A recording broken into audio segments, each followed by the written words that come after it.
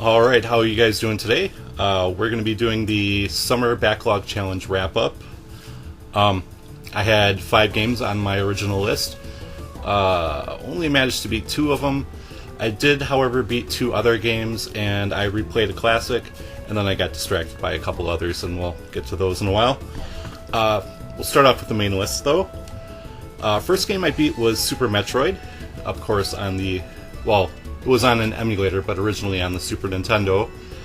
Loved everything about it. It was just a fantastic side-scrolling action game. One thing I didn't like about it was the controls. Playing it on an emulator, the only controller I have is this. And, I'm sure everybody knows that this D-pad is frickin' useless. So, I use the analog stick, which is not really ideal for this kind of game. Things like the wall jump are really hard, and they're already hard with a Super Nintendo controller. So, minor gripe there. But, yeah, really fun game. I love the kind of isolated feeling you get when playing it, where it's just you exploring this world, kind of like a rat in a maze or something. And, it's just so cool when you get new abilities and stuff, and you're like, oh, great, I can explore this area, or I can go here now. And, yeah, I had a lot of fun with it. Looking forward to replaying it again someday. Probably sometime soon. I hope to get the actual cart if it doesn't keep climbing in value. Next game I beat was Radiant Historia. If you guys watch my review on this, I love this game. It's one of my favorite RPGs of all time, favorite DS RPG.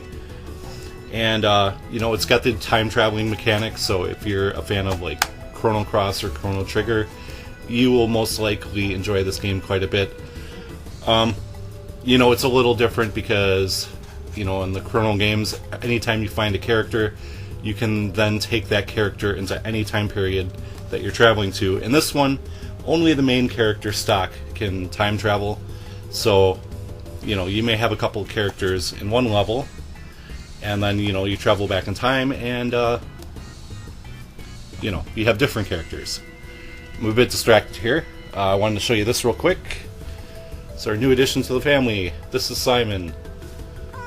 Or as I like to call him, Simon Belmont. Okay. So he may make a cameo in a video every now and then. But anyways, yeah. This is a fantastic RPG. Really enjoyed it quite a bit. The combat, it's, really simple combat.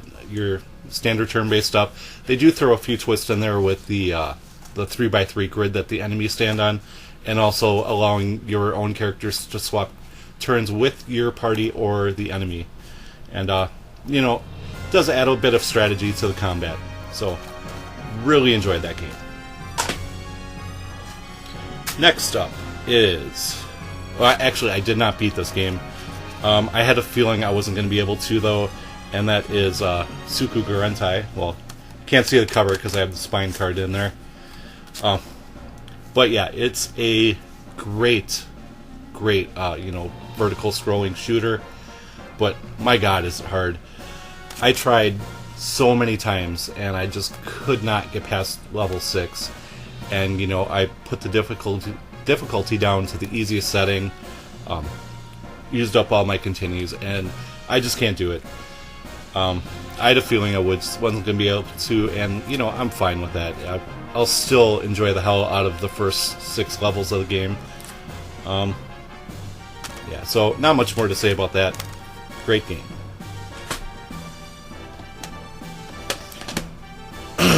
Okay, next game on the list. I really enjoyed this one at first, but after a while, it just got stale to me. And I know that probably disappoints a lot of people. A lot of people consider this the best in the series, along with Ocarina of Time. I don't know, it just doesn't do it for me. And, it is a great game. I can see why people love it, but it's just not something I enjoy. And, it is disappointing because I have never beaten an actual Zelda game. But I have beaten Newtopia on the TurboGrafx 16, and then Adventure Time, Hey Ice King, Why Did You Steal Our Garbage on DS, which are like Zelda 1 and 2, so technically I've kind of beaten a Zelda game, but not really. So, yeah. I did kind of underestimate how big this game was, too. I thought it was, when I got out of that first castle, I looked at the map and I'm like, oh, that's not that big, but actually it's a fairly large game, so that was surprising. Whoops. I just dropped the carts. And the last game on the list was Nights in the Nightmare, which sadly I did not get to because I was trying to tackle games one at a time. I will definitely get to this though because I really like this game. The uniqueness of it and the art style is just gorgeous in this game, so I will definitely play this game. Just didn't get around to it yet. So there's that. Okay, and then I beat several other games that were not on my list. First of which was Donkey Kong Country Returns on, well, it was actually the 3DS version, but they're basically the same. There's some, a few minor differences.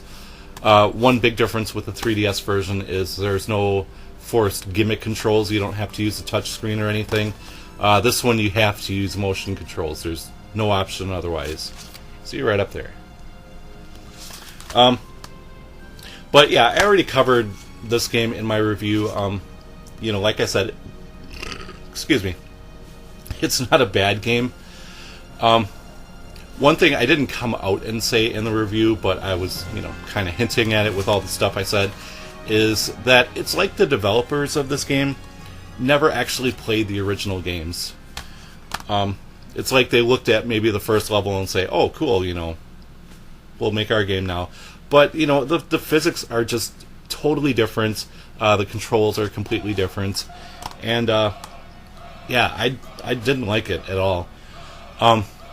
One funny thing is, with the physics I noticed is, there's a stage where you hop across these platforms, and, when you hop on the platform, it starts falling forward and falling down.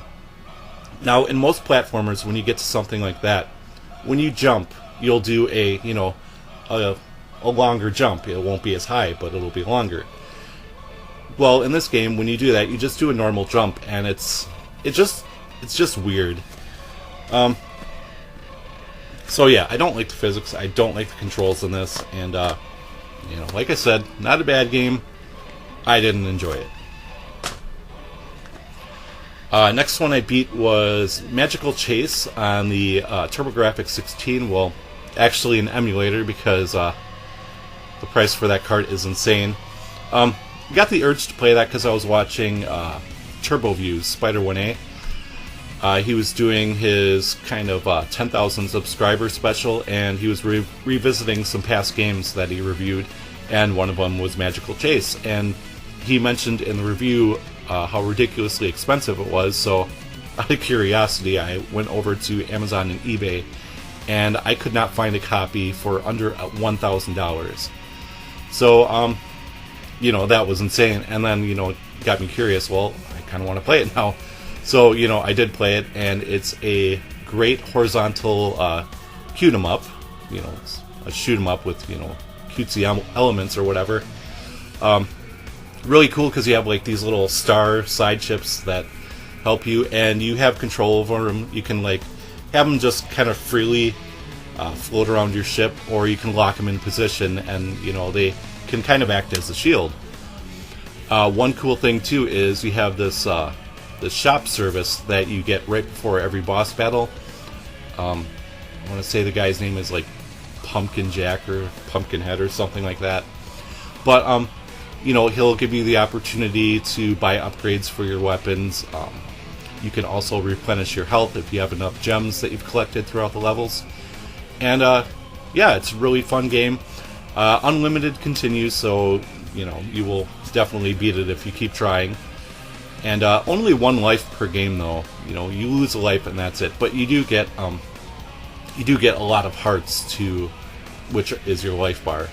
So you do get a lot of hits before you actually die. And with unlimited continues, it's not frustrating or anything.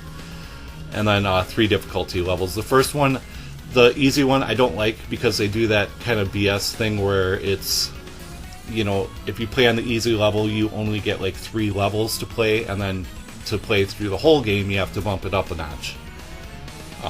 You know, other than that minor annoyance, it was a great game.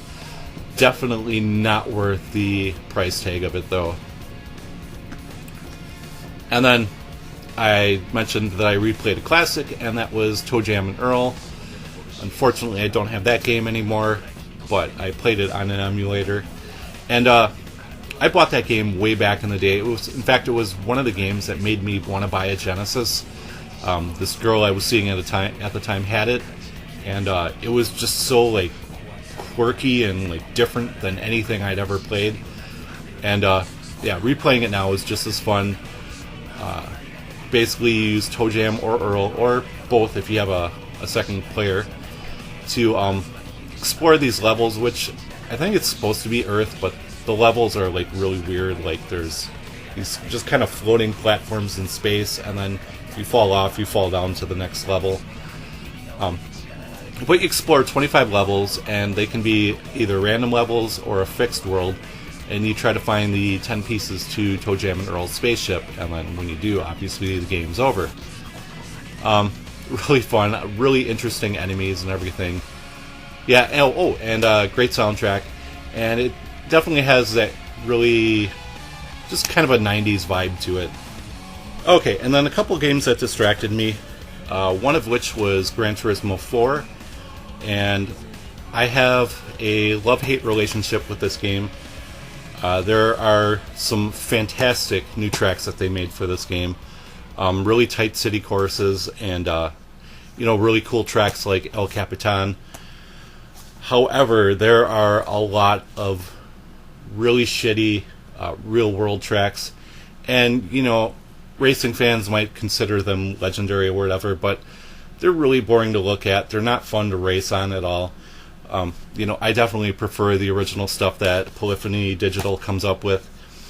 And the thing that sucks about it is, you know, they have all these cool tracks, but it feels like they're kind of buried in the quick race thing, or the time trial or whatever, or, you know, the special events, and they're not, like, I would love it if they were featured more prominently throughout the main simulation mode, but you kind of have to go searching for them, and there's no way to, like, on Costa di Amalfi, you can't do a 6-car race. It's just a time trial, or, you know, a special event, you against another car.